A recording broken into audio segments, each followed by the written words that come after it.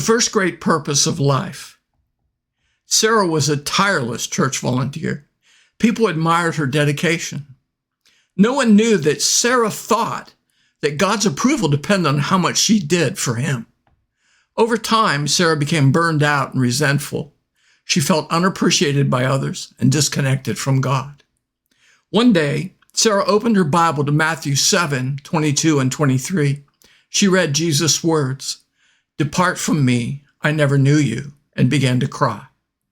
God lovingly showed Sarah that the first and greatest thing he wanted was for her to know and love him. She said yes. She had just discovered the first great purpose of life, to know and love God. The Westminster Shorter Catechism says, "What is the chief end of a man?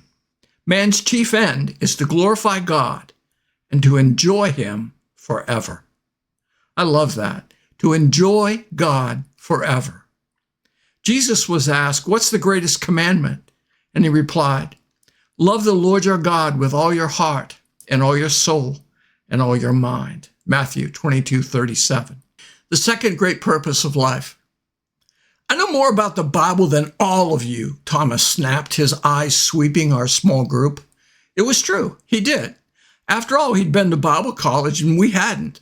There was an awkward silence, and then finally, Jenny, the newest Christian in our group, said, "But I think," and then she disagreed with what Thomas had just said. Thomas scowled furiously as others agreed with Jenny. Jenny was a simple but godly young woman whose life already reflected the heart of Jesus. Thomas was the most disagreeable person in our group, and he obviously wasn't living the scriptures he knew so well. Thomas left our group that night and didn't return. James 1:22 warns, "Do not merely listen to the word and so deceive yourselves. Do what it says."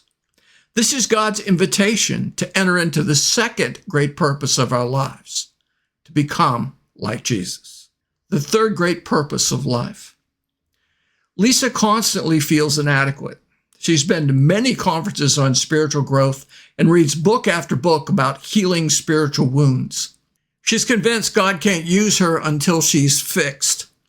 When Pastor Bill asked her to mentor a young woman in the church who was struggling spiritually, Sarah declined. She said, "How could I help her? I'm not ready yet." At the same time, she felt a tug in her heart that this was something she should do. Pastor Bill showed Lisa 2 Corinthians 12:9, where Paul wrote, "But he, the Lord, said to me, 'My grace is sufficient for you, for my power is made perfect in weakness.'" Paul continues, "Therefore I will boast all the more gladly about my weaknesses, so that Christ's power may rest on me." Lisa finally agreed and began mentoring young women in the church. She found that because of her own brokenness, she could relate to their pain and their flaws, and they listened to her. She soon realized that God used her brokenness, now healed, to heal others. Lisa discovered the third great purpose in our lives, to do the specific works that God prepared for us to do. Ephesians 2:10. God has made us what we are. In Christ Jesus, God created us to do good works, which God planned in advance for us to live our lives doing. Many people struggle, sometimes for years, asking God to reveal his plan for our lives. I did that. What I meant was for God to show me the big thing. God, should I go this direction or that? Career choice, all these kinds of things. What do you want me to do with my life? And I found out that the great things are preceded by the small things, the daily things. The greater purposes of our lives are revealed as we live, first, to know and love God. Second, to be transformed, to become like Jesus.